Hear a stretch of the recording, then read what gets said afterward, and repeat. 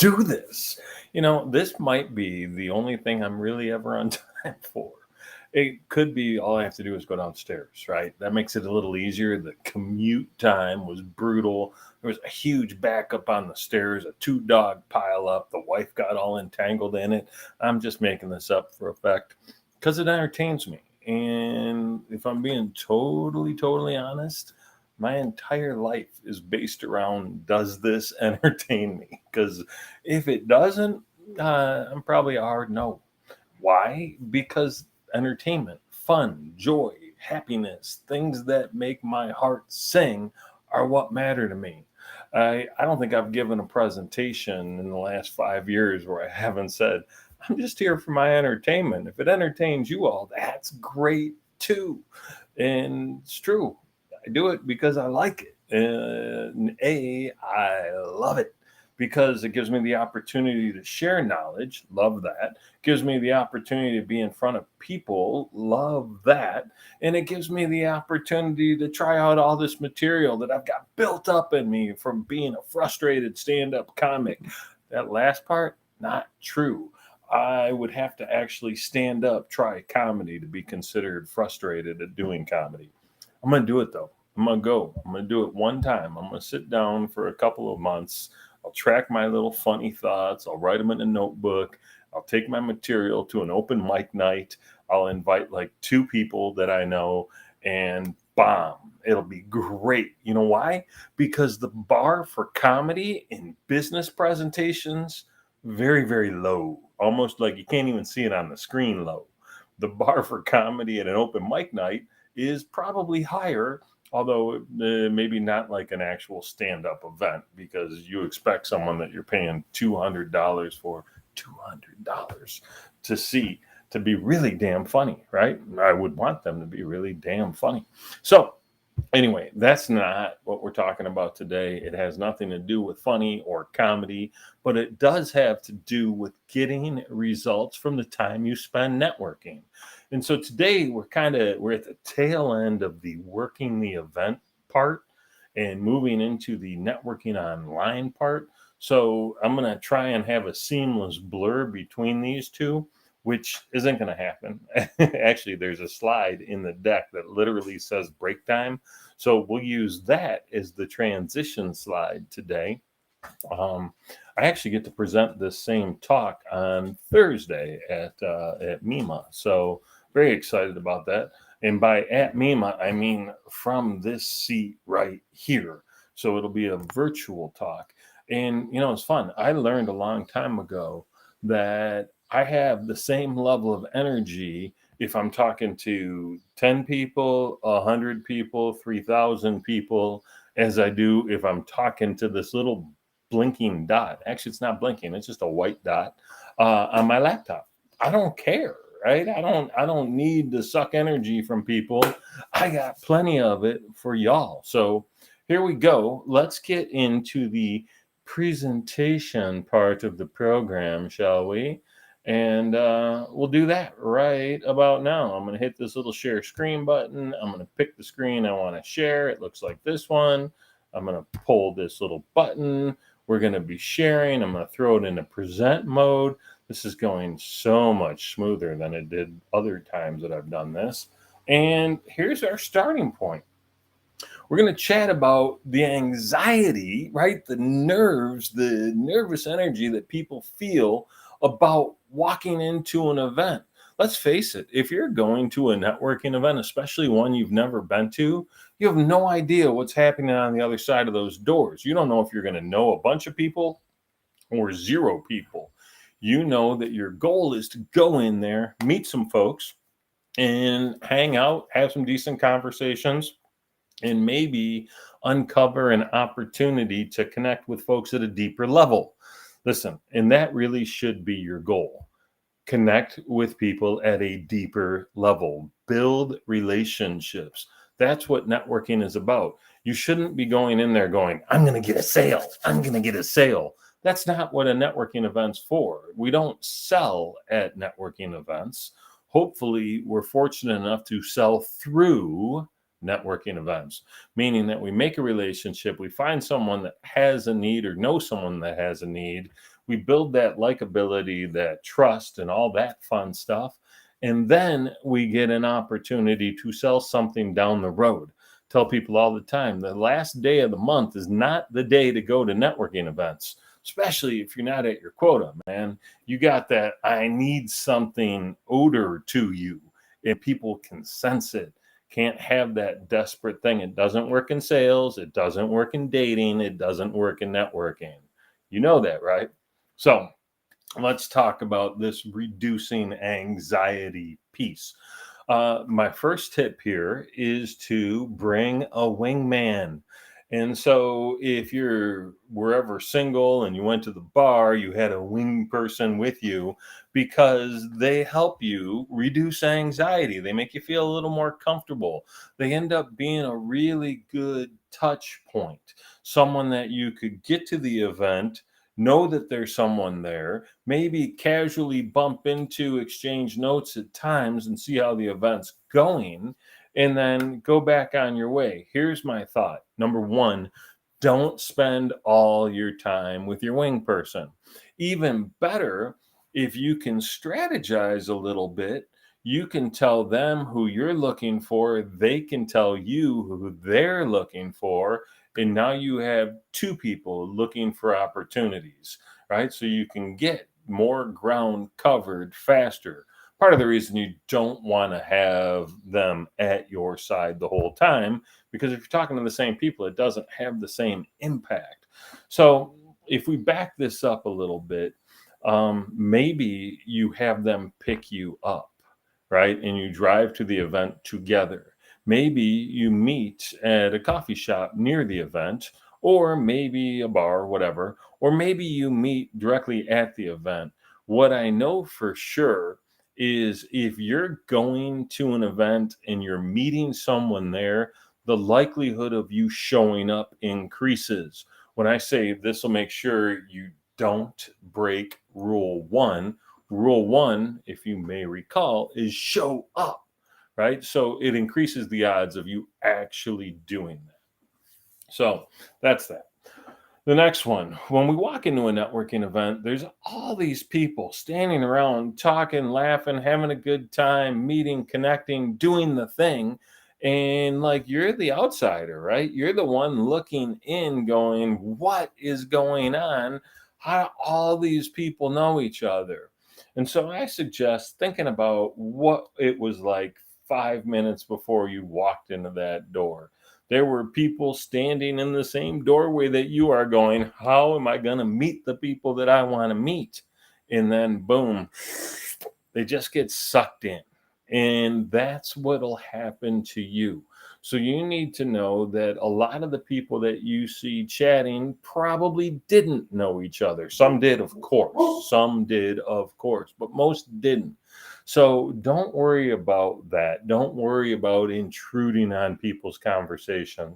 I think it was 2, maybe 3 videos ago that I talked about how to enter into a conversation. So you can find that on YouTube, trybean, youtube.com/trybean, and take a look at that because there's really good insight and intel in there. And then the last thing you want to do before you get into the event is what I would call define success. What does success look like for you? Get really clear on what you're trying to get out of the event. Do you want to make 7 good connections? That's a good goal, right? I want to talk to everybody in the event. That's a lousy goal. Don't do that. Don't set yourself up for failure. Don't, I want to give everyone here my business card. Not everybody there wants your business card. And equally important, you don't want to collect everybody's business card at the event. And for the love of God, people, stop getting cards and slapping people on your newsletter. Lame, lame, lame. If people want your newsletter, great. They'll tell you. If they don't, they won't. Hey, speaking of newsletter, do you want my newsletter? Because I send one out every 2 weeks. Oh, yeah. Although I've gotten better at putting them here on LinkedIn. So you might get stuck seeing it whether you wanted to or not. I love that. Anyway, so those are the things. Figure out what you want to have happen. Set a realistic goal for yourself. If you're going to be in an event for an hour, you can have like 7 to 8 meaningful conversations.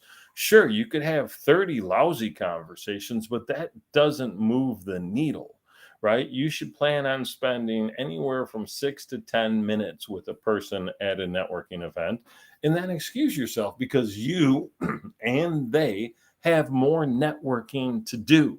And you can't really do that if you're sitting there talking to that one person the whole time. Also, why you want to set your wing person free. So look at me using wing person. Oh man, I am so with it. I love it. All right. Do I have to change the slide now? That's so crazy. All right. Next on the agenda, speaking of business cards, if you network a lot and if you're avid about it and sincere about it and asking people for business cards, and by the way, pro tip, get their card. Don't worry about giving them your card. I can't tell you how many times I've called people and they say, "Oh man, your card's sitting on my desk. I've been meaning to call you." Really? How long you been thinking about that? Well, about 3 weeks. Oh, okay, perfect. I can see why you wouldn't have had any time in those 3 weeks to pick up the phone.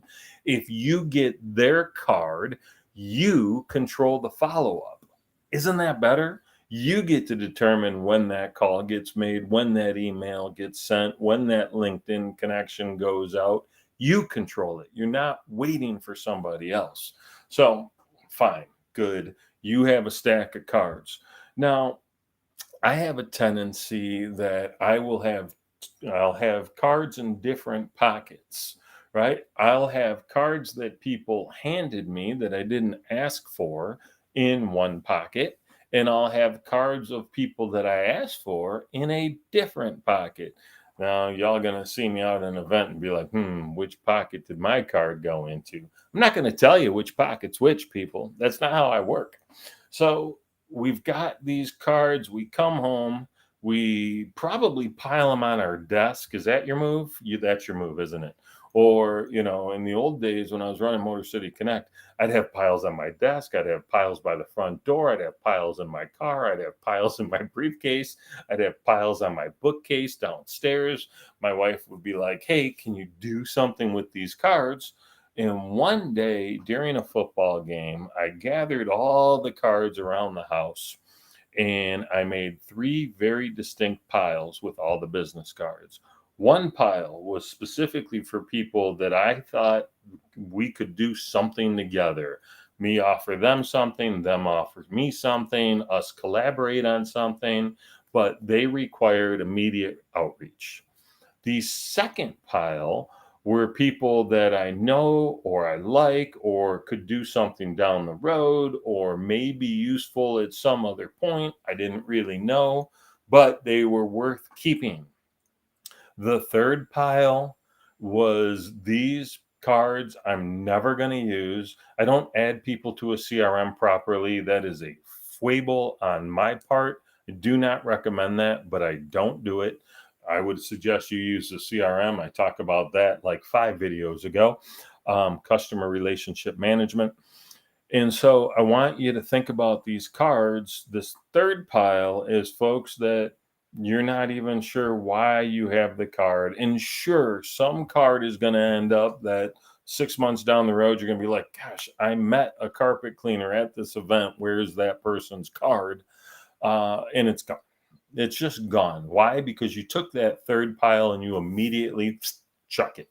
Get rid of it. There's no sense in it taking up space on your desk. There's no sense in it taking up space in your mind, right? We have a tendency to want to do all this outreach and get connected to all these people. But if we don't do it, we have a little guilt. We have a little shame. We feel a little bit bad about it. So don't put yourself in that situation. Scoop them up, get rid of them. I wrote a post about this years ago, and that post on LinkedIn got like 400,000 views. So that was like my most virally post on LinkedIn. And I think I use this exact same image. Good times, good times. So, anyway, three piles of business cards. Ones you're going to reach out to sooner than later, ones you may reach out to at some point in the future or just good to have, and one that immediately goes into the circular container. Good times. All right. Hey, look, break time. Dun, dun, dun, dun, dun, dun, dun, dun. Oh, sorry, that's not the right kind of break. Let's do this little digital networking, online networking thing because I said I was going to talk about it in the intro and the write up. So we're going to start this today, and we'll pick this back up next week. So, trick question: what site is missing? You know, this site, the site you're probably watching this on. Kooky, isn't it? Yeah, I like tricky things. All right. So here's some places to network online. This slide is so outdated. It's at least 5 weeks old. Threads isn't even on here. Holy cow. Who's using Threads? If you're watching this and you're on Threads, either drop your Threads handle or just write Threads because I'm curious who's on here. So, yes, this is places to network and connect with people online, but it's also tips about how to do it. So, I'm going to talk about this first one, the 555 rule. The 555 rule, very simple. Spend 5 minutes every single day on your platform of choice and look at 5 posts and leave a comment on each one of those posts that is at least 5 words long. For whatever reason, 5 words is the magic. It might be four in some, but it's 4 or 5.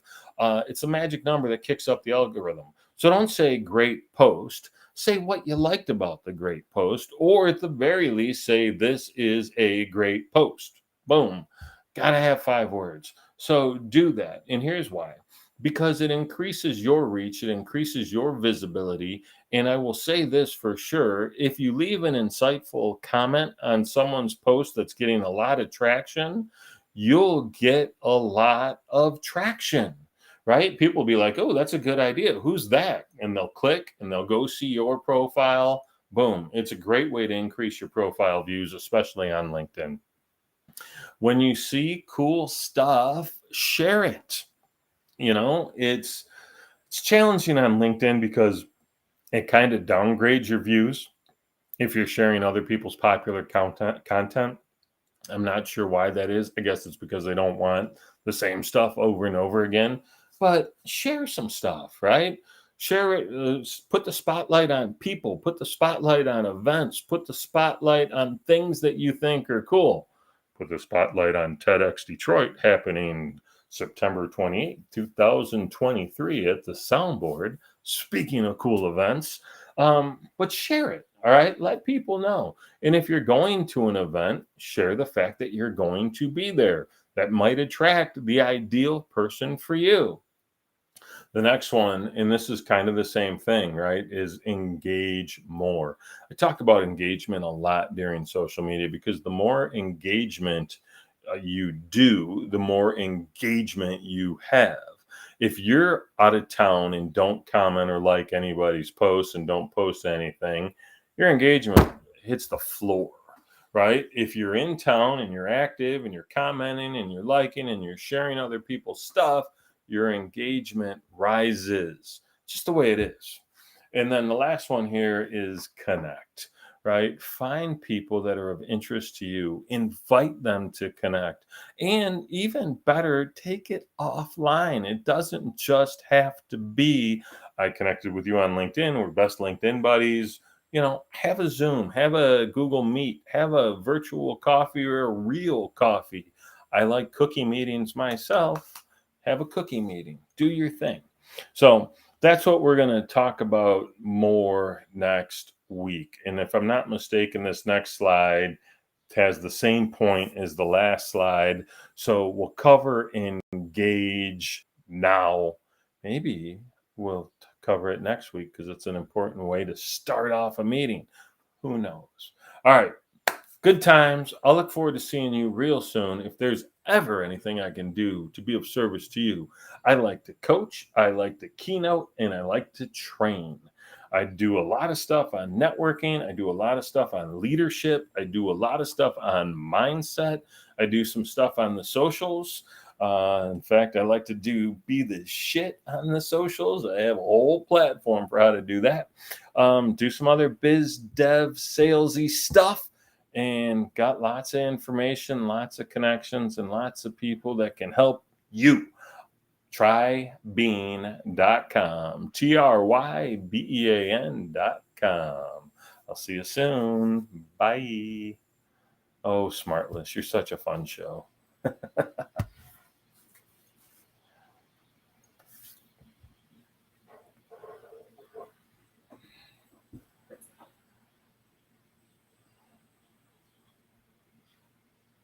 Oh, hey, I'm still streaming.